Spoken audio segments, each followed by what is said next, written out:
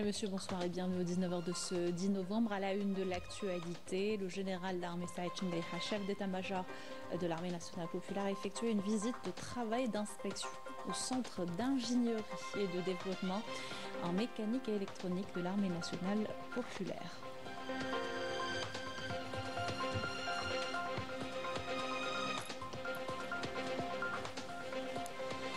La GR réitère son engagement à promouvoir le partenariat Afrique-Russie vers de plus larges horizons. Déclaration lors de la conférence ministérielle de Sotchi.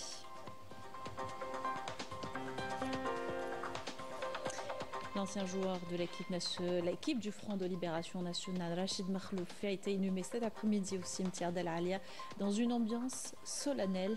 Les détails tout à l'heure.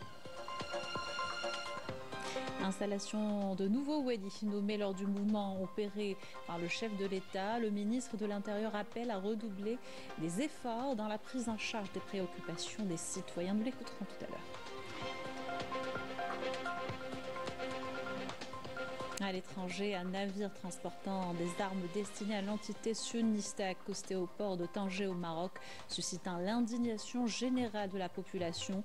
Le Maersk Denver avait été refusé par l'Espagne. Bienvenue à tous, heureuse de vous retrouver. Je vous disais en titre, inhumation cet après-midi au cimetière d'El Alia de l'ancien joueur de l'équipe du Front de Libération Nationale, ancien entraîneur de l'équipe nationale et ex-président de la Fédération algérienne de football, Rachid Makhloufi. L'enterrement s'est tenu en présence du Premier ministre Nadel Arbaoui, des membres du gouvernement, en plus de la famille et proches du défunt et d'un public venu nombreux. Le président de la République avait présenté ses condoléances à la famille du défunt et à la famille footballistique dans un message dès l'annonce du décès.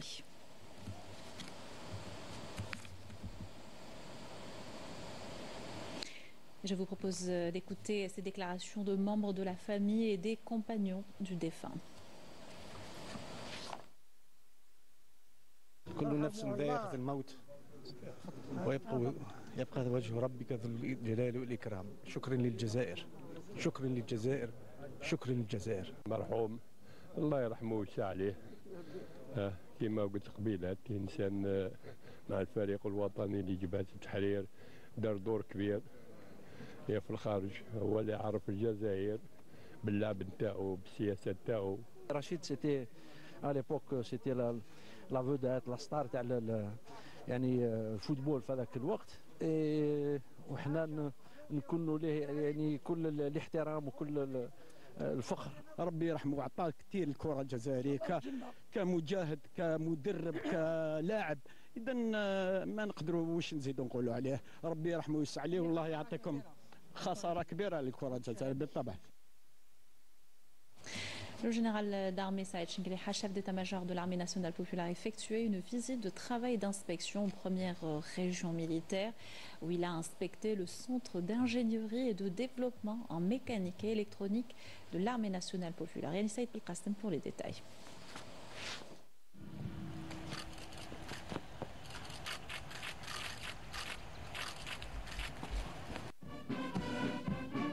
Après la cérémonie d'accueil donnée par le général-major Ali Sidane, commandant de la première région militaire, en présence du contrôleur général de l'armée, des chefs de département et directeurs centraux du ministère de la Défense nationale et de l'état-major de l'armée nationale populaire, le général d'armée a suivi un exposé détaillé sur les missions dévolues à ce centre au sein de l'appareil industriel de l'armée nationale populaire. Ensuite, le général d'armée a rencontré les cadres et les personnels du centre et prononcé une allocution d'orientation qui a été suivie par visioconférence par les personnels du matériel au niveau des différentes régions militaires, à travers laquelle il a exprimé sa grande satisfaction de se réunir avec les cadres et personnels du centre d'ingénierie et de développement mécanique et électronique. Il m'est agréable en cette occasion de me réunir avec vous, cadres et personnel du Centre d'ingénierie et de développement mécanique et électronique, qui avaient pour charge la responsabilité de travailler sur le développement d'un des secteurs les plus stratégiques pour l'armée nationale populaire. Le général d'armée a mis l'accent sur l'intérêt particulier qu'il réserve personnellement à la mise en place des fondements d'une industrie militaire algérienne prometteuse et adaptée aux exigences de la défense et de la sécurité. هذا القطاع الذي توليه القيادة العليا عناية فائقة وتصبو من ورائه.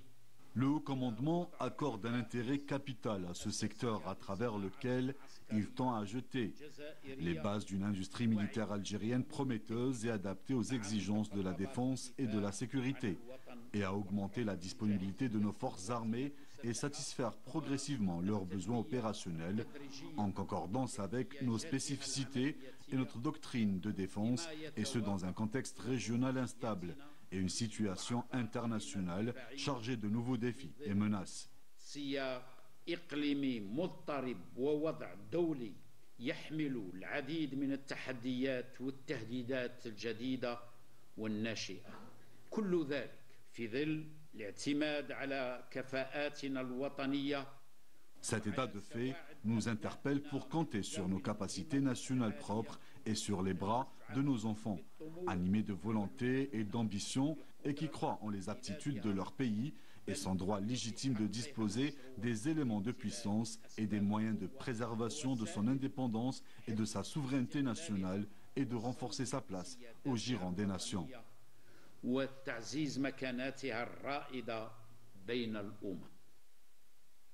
À l'issue, le général d'armée a donné la parole au personnel du Centre d'ingénierie et de développement en mécanique et électronique qui ont exprimé leurs préoccupations et propositions et affiché leur volonté d'assumer leur mission avec dévouement et l'engagement dans l'objectif d'améliorer davantage la qualité des produits et de contribuer au renforcement de la disponibilité opérationnelle de l'armée nationale populaire.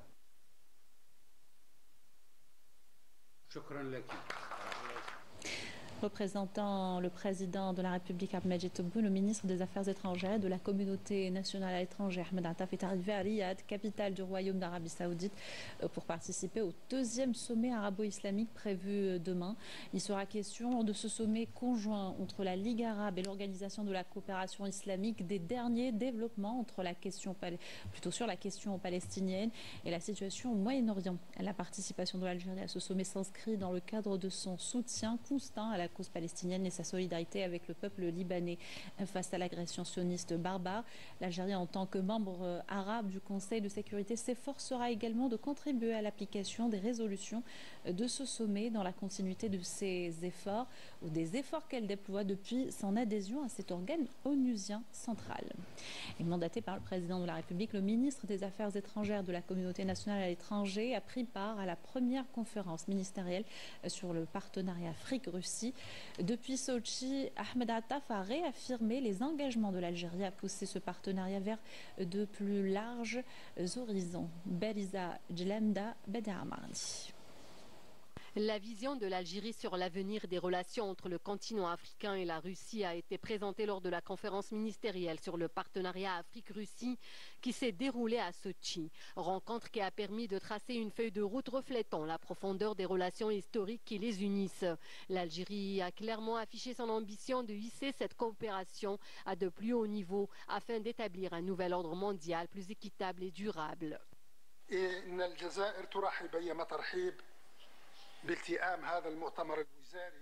L'Algérie se félicite vivement de la tenue de la première édition de cette conférence ministérielle et soutient la mise en place de cet important mécanisme pour enrichir et renforcer le cadre institutionnel du partenariat Russie-Afrique. Ce partenariat que nous souhaitons renforcer et promouvoir au plus haut niveau possible, vu l'engagement et l'aspiration communs à contribuer à l'édification d'un système de relations internationales où chacun de nos pays aura sa part légitime en termes de sécurité, de stabilité et de prospérité.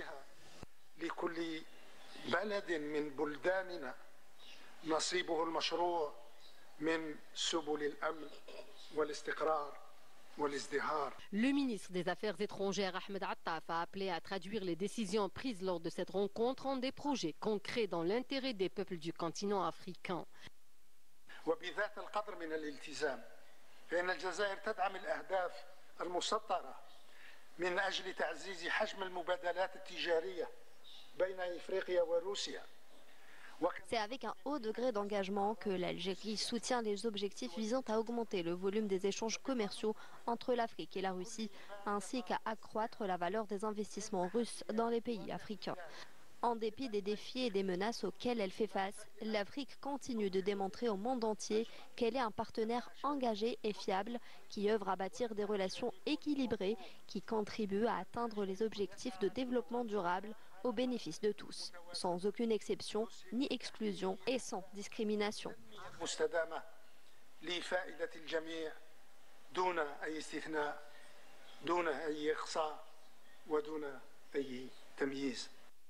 Ahmed Attaf a donc salué les priorités formulées dans les conclusions de la conférence, notamment celles relatives au parachèvement du processus de décolonisation en Afrique et à la réhabilitation du continent au sein du Conseil de sécurité, rappelant les avantages du partenariat Afrique-Russie fondé sur un legs historique issu du soutien précieux des amis russes en faveur des pays africains durant leur lutte contre le colonialisme, l'occupation et la domination étrangère, un partenariat ayant évolué grâce aux contributions significatives de la Russie en faveur de la consolidation des capacités des pays africains indépendants, notamment pour asseoir les bases de leur économie nationale.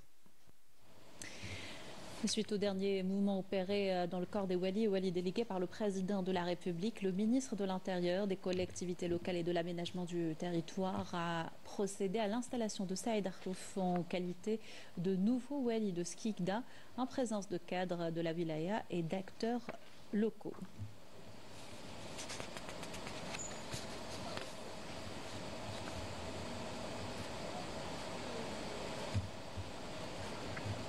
Le ministre de l'Intérieur a procédé également à l'installation de Smaïl Harizi en tant que Wali de Khamchla. La cérémonie a eu lieu en présence de cadres de la wilaya et des acteurs locaux. Et à l'occasion, Brahim Balad a insisté sur l'importance de redoubler d'efforts pour prendre en charge les préoccupations des citoyens, affirmant que le programme complémentaire de développement de la wilaya de Khamchla est suivi personnellement par le président de la République. Un programme destiné à soutenir la wilaya avec des projets structurants permettant de rattraper son retard en termes de développement et d'accroître son attractivité économique. Et à Adrar, une passation de consignes a eu lieu entre Ali Bougarra, le Wali d'Adrar, et l'Arbi Bahloul, nommé au poste de Wali d'Al-Wad.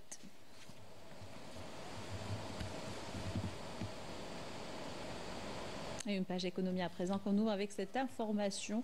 Le Fonds monétaire international table sur une croissance de l'économie algérienne de 3,8% en 2024, soit une hausse de 0,7% par rapport aux précédentes prévisions d'octobre 2023. L'Algérie se place ainsi en tête des prévisions de croissance en Afrique du Nord et au Moyen-Orient pour l'année en cours, selon le dernier rapport du FMI. Et cette performance se traduit sur le terrain par le soutien accordé à l'investissement, à la transformation du fer et l'un des segments des plus prometteurs. Illustration dans ce journal par l'unité de fabrication de treillis soudés, des armatures très utilisées dans le bâtiment. Reportage de Sofiane Marnine, commentaire Yamina Staïch. Située à Oran, cette unité industrielle transforme le fil machine brute en une multitude de produits tels que les treillis soudés, principalement utilisés dans le secteur du bâtiment. Spécialisée dans la transformation et le tréfilage des aciers, elle génère quotidiennement près de 50 tonnes de produits semi-finis. L'unité comporte 3 lignes de production à froid et une ligne à chaud. L'unité compte plus d'une centaine d'employés. S'étendant sur une superficie totale de 2 hectares, cet investissement privé est un maillon important dans la chaîne de transformation du fer et de l'acier, contribuant ainsi à l'essor de l'industrie métallurgique locale. Nous approvisionnons de nombreux opérateurs activant dans le secteur de la construction et de l'industrie sidérurgique. Nous produisons une large gamme de produits de qualité que nous ambitionnons d'exporter à moyen terme. De nombreux investissements de ce genre voient le jour, contribuant à atteindre l'objectif ultime de l'autosuffisance en produits métallurgiques, notamment après avoir assuré l'approvisionnement en minerais de fer suite à l'entrée en exploitation de la mine de Garage Billet. 8% en 2023, l'Algérie se place ainsi en tête des prévisions d'octobre 2023. Le Fonds monétaire international table sur une croissance de l'économie algérienne de 3,8% en 2024, soit une hausse de 0,7% par rapport aux précédentes prévisions d'octobre 2023. L'agriculture et les cultures stratégiques bénéficient d'une attention particulière de la part des autorités. L'on s'attend par exemple à plus de 10 000 quintaux de maïs dans l'une des exploitations du périmètre de Brizina à Al-Bayad, une région très fertile, nous dit Mourad Abrous. Commentaire de Amal Moab. Située à quelques 80 km de la ville d'Al-Bayad, cette exploitation agricole se trouve au sud de la commune de Brizina, s'étendant sur une superficie de plus de 900 hectares. Elle est irriguée à partir du barrage de Brizina. Une expérience pionnière qui a permis à l'unité de production agricole Bourtache Bouzienne, spécialisée dans les cultures stratégiques, de cultiver du maïs sur une surface de plusieurs hectares, en misant sur des techniques modernes et des compétences nationales. Dans le cadre de la concrétisation du programme du président de la République concernant les cultures stratégiques pour la saison 2024-2025, l'unité de production agricole a été chargée d'exploiter 945 hectares dans le périmètre agricole de Brizina. يتم استغلال 945 هكتار بمحيط بريزينا للسقي، زراعة 150 هكتار من الذرة على مستوى محيط بريزينا. قمنا بزراعة Nous avons cultivé 150 hectares de maïs au niveau du périmètre de Brizina. Nous utilisons l'irrigation au goutte à goutte. Nous sommes alimentés à partir du barrage de Brizina. وقمنا باستغلال الماء من سد. Une production abondante de maïs est attendue pour cette saison, estimée à plus de 10 000 quintaux, cultivés sur une surface de 150 hectares. La campagne de moisson est prévue en décembre prochain. Nous avons cultivé 150 hectares au mois de juillet 2024 et pour la première fois, nous nous sommes basés entièrement sur la technique de l'irrigation au goutte à goutte. Cette récolte sera destinée au fourrage. L'objectif est d'arrêter l'importation de ce produit dans les années à venir. Nous prévoyons d'atteindre une production de 100 quintaux de maïs fourragé et pourquoi pas plus. Une expérience concluante qui gagnerait à être généralisée à d'autres périmètres agricoles. De quoi permettre de développer cette culture stratégique pour atteindre une autosuffisance dans la production de maïs fourragé et s'affranchir des importations. La production de lait prochainement consolidée d'une nouvelle usine à Mila. Elle pourra produire jusqu'à 1 million de litres jour. Et la mise en service prochaine de cette laiterie fait partie d'un lot de projets dans la wilaya. Il permettra la création de plus de 3000 emplois directs et indirects. Linda Chaban, Raouf Hamouch. Nous sommes au niveau de la zone d'activité de Ouled Atmania Mila qui verra prochainement l'édification d'une nouvelle laiterie dont la capacité de production de lait atteindra 1 million de litres par jour. Actuellement, nous approvisionnons la wilaya de Mila avec près de 130 000 litres de lait et de ses dérivés. Nous produisons également plus de 200 tonnes de fromage. Aujourd'hui, nous arrivons à couvrir 40% des besoins en lait de la wilaya de Mila. Il faut savoir que notre laiterie peut couvrir la totalité du territoire et même celle des wilayas limitrophes. Une fois mise en service, cette laiterie alimentera la région en produits laitiers, revitalisera l'économie locale et surtout créera de l'emploi. En effet, plus de 3000 emplois directs et indirects seront créés. Une véritable bouffée d'oxygène pour les jeunes de la région. Nous avons actuellement un problème de raccordement en eau. Nous sommes en train de réfléchir à la construction d'un château d'eau pour remédier au stress hydrique dans la zone. Nous avons également fait une demande au ministère de l'Hydraulique pour avoir une autorisation de raccordement au barrage de Goulouz. Par rapport au raccordement à l'électricité, les investisseurs sont prêts à payer 6 milliards de centimes pour régler aussi le problème de l'électricité. Un investissement prometteur à même d'assurer la disponibilité des produits laitiers à travers tout le territoire national et de réaliser une autosuffisance en matière de lait et de ses dérivés.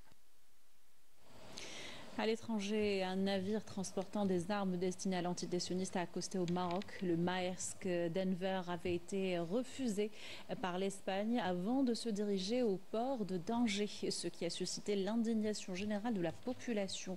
Des associations et mouvements internationaux ont dénoncé la complicité marocaine et une violation des conventions de Genève sur le génocide. Yasmine Masouati. Une nouvelle fois, le Maroc se fait complice de l'antité-sioniste en accueillant à bras ouverts et sans sourciller une cargaison d'armes à bord de Maersk Denver destinée à nourrir le génocide en cours à Gaza.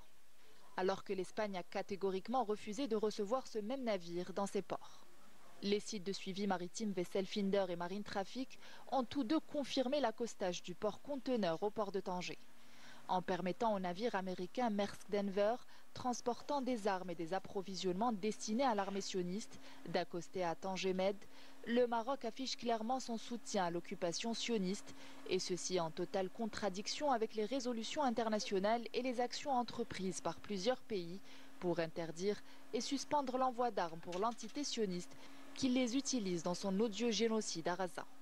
Le mouvement mondial pour le boycott, le désinvestissement et les sanctions BDS a appelé le Maroc à ouvrir une enquête sur la cargaison du navire et à en publier les résultats.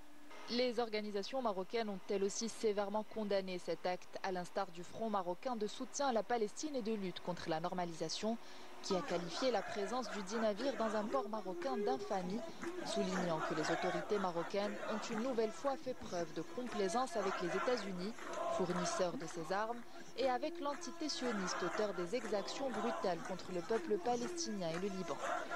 Ajoutant que c'est la deuxième fois que le Makhzen autorise un navire militaire sioniste à accoster au Maroc, après l'accueil de l'Ins Khomeyni-Yout.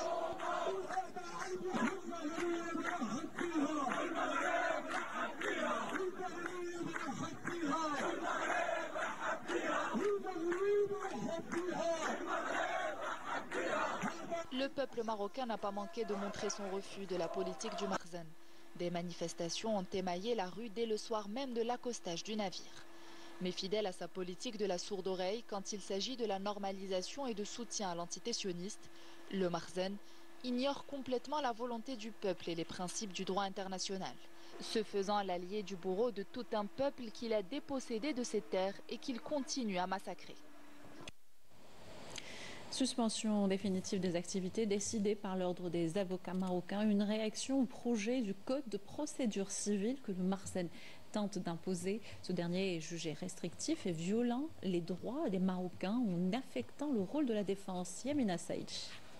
Les salles d'audience marocaines sont désertées. Aucun avocat, aucune audience, seulement des dossiers empilés qui attendent d'être traités. Ce mouvement de grève déclenché par les robes noires a entraîné le report de toutes les affaires, paralysant le secteur de la justice. Les avocats protestent principalement contre une réforme perçue comme défavorable à leurs conditions de travail et au système judiciaire dans son ensemble.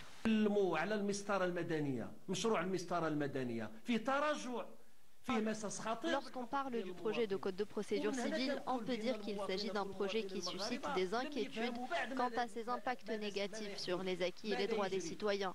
Un tel projet peut entraîner une restriction des libertés individuelles, ce qui porte atteinte aux droits des citoyens qui ne sont même pas conscients de la gravité de la situation.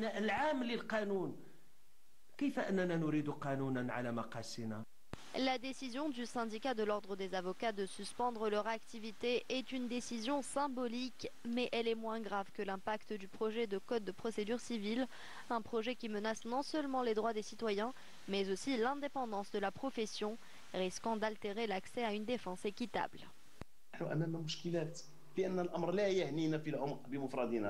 Ce projet n'est pas un problème pour les avocats seulement, c'est aussi un grand problème pour les citoyens marocains.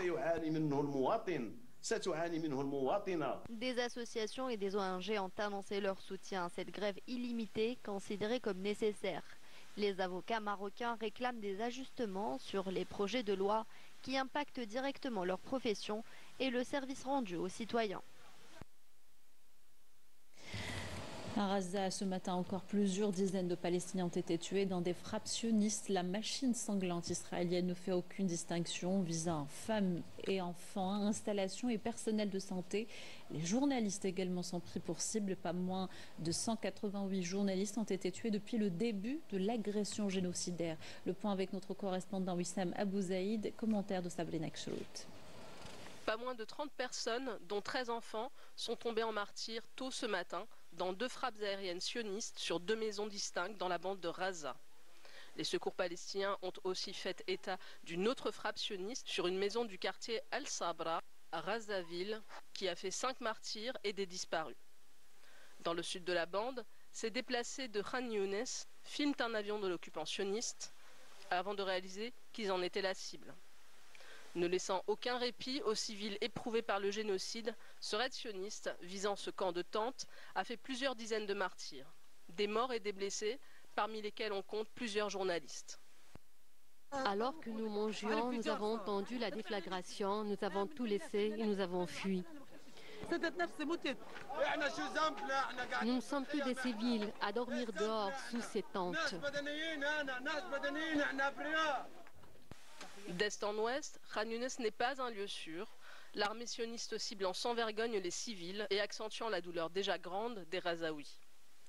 Les dégâts des frappes sont considérables et les véhicules de secours peinent de plus en plus à atteindre les zones ciblées et les blessés et les martyrs sur place. Au quotidien, les survivants dorment et s'éveillent au son des missiles et des bombes, dans la peur et la panique.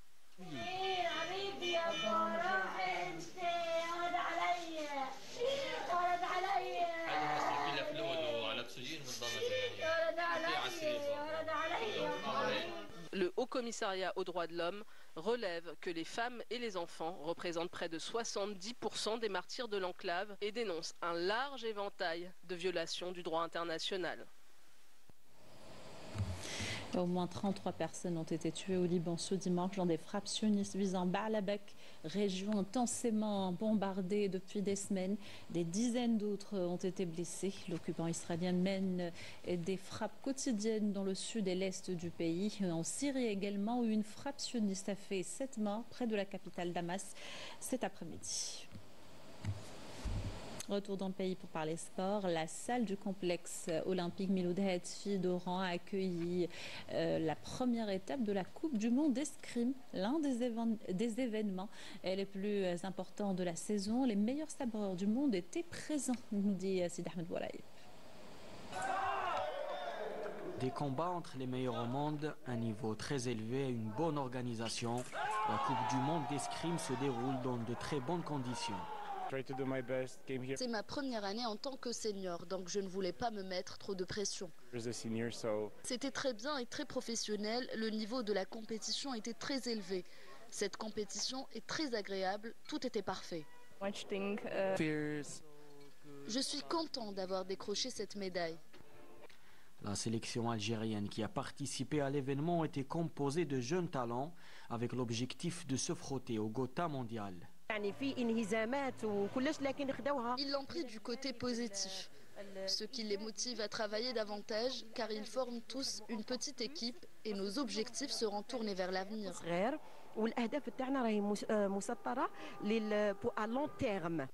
Des médaillés aux championnats du monde et aux Jeux olympiques étaient présents.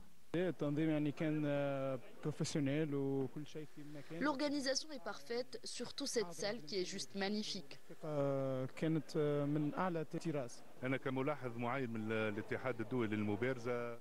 En tant qu'observateur de la Fédération internationale d'escrime, je pense que l'organisation est irréprochable. Tout était à la hauteur des attentes.